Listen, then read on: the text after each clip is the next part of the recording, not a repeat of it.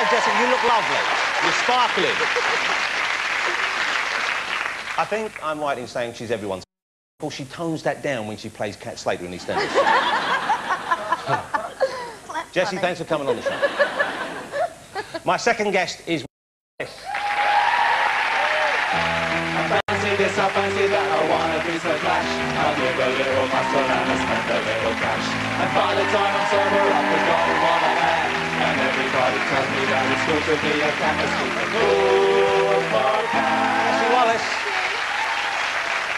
Well, and this is a birthday present for me. Should I open it now or later or after the show? That's you, it's not from me. It's not from you. Who's it from? Your mum. Oh. I mean, it was, you know, a little while ago, the birthday. She thinks by getting you to bring it out, that's OK. Well, we shall have words later, Mother. Jessie, I'm so pleased you're on the show. I'm pleased to be here. We've been after Jessie to be on the show for quite a while because I think you're probably the best thing on EastEnders. Thank you. Really, you know, and it's taken a while to get you on. Now, what finally changed your mind? No, I've always wanted to come on. You know the way I feel about you, Jonathan. Really? Yeah. Is there chemistry here? Definitely. Well, I am delighted you're here this evening. I really am. Delighted to be here, thank you. How long have you played Cat in EastEnders for? 3.5 years. And in those 3.5 years, you've had some really juicy storylines. Yeah. I mean, let me just remind myself here. You were abused by your uncle in the show. Cat was abused by her uncle. Well, OK. Cat was abused by her uncle. Just trying to catch you out there. Cat was abused by her uncle. She found out that her sister is actually her daughter. Yeah. Okay. No, she knew that anyway. Yeah. Well, she revealed it, but she exposed it to us, Okay. so to speak. She tried to kill herself. Yeah. She lost the baby, which frankly was careless. It was on a bus, wasn't it? She left it on a bus, didn't she? Yeah. I missed that episode. They're tough storylines, though, to get involved in. Yeah. It must. I would have thought it wears you out, doesn't it? Not really, no. I mean, it's great when, you know, it's great for any actor, you know, when you get a good, juicy storyline to do, you know, you get a good script and it's a good storyline, you know, it's something good to get your teeth into, so otherwise, you know, you're just floating around doing nothing, so it was good. Do you ever say no to storylines, though? I mean, do they offer them to you first? No.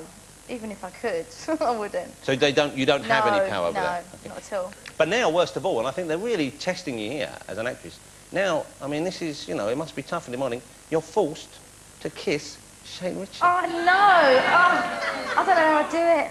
The former host of Win, Lose or Draw.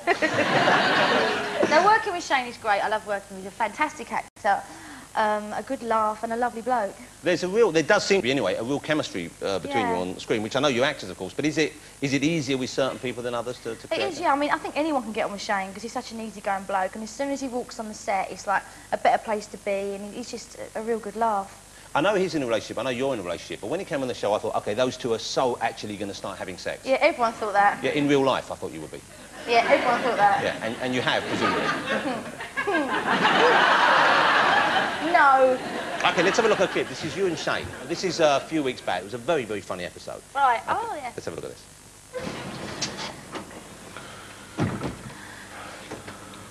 Well, then. Cat, you know, I really need to think about this. I've thought about it.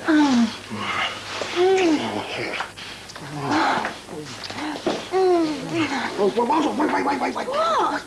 You should be doing this. Hold on. Hold on a second. Should we go upstairs, yeah? Just... Oh, yeah. Come on. Go. So much noise being there to sleep for it.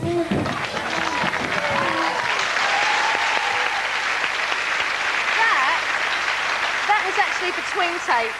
That was between takes. That's an exhausting day at the office, though, isn't it? Yeah. How many times do you do a scene like that? How many times would you have to block that? That takes about 20.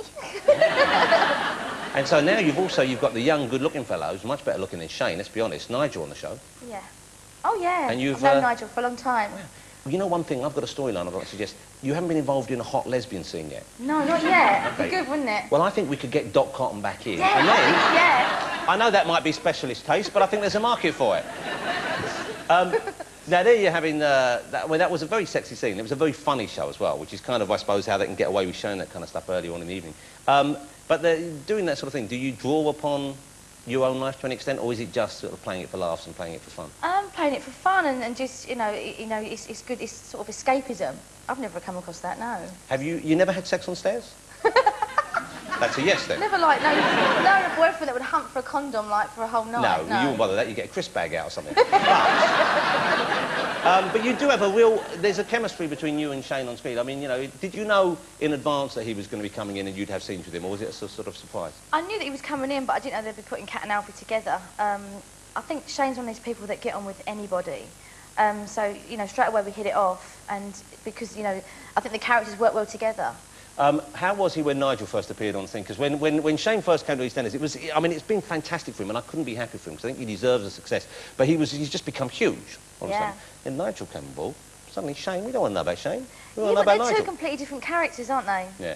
I mean, Shane's got that comedy thing, and also he's sexy. All the girls love him. Yeah. But with Nigel, he's just a sturd. He's just gorgeous. And now, but you know, you've managed to have sex scenes with both of them. She's going to say something else then. Yeah. And yet, Dirty Den is the one who gets all the votes, it seems. Really? Yeah, Nigel told us on the show when he was on that they had a vote down at EastEnders. Right. Who was the sexiest, and everyone voted for Dirty Dan. Really? Yeah. Not for you, obviously. I think Michael Higgs is very sexy. He plays Andy. Yeah. He's not bad looking, although, you know, he's... Don't you think he's sexy, all the girls out there? Yeah. Now, you're happily married, or engaged, rather, to Dave. You're engaged to Dave, aren't you? Okay. Engaged, yeah. How did you meet? How did you two meet? What are you laughing at? Is he still a policeman? He is, yeah. He was in the force, and I read somewhere, I think I read in the weekend that he was going to move and become a fireman. He is, yeah.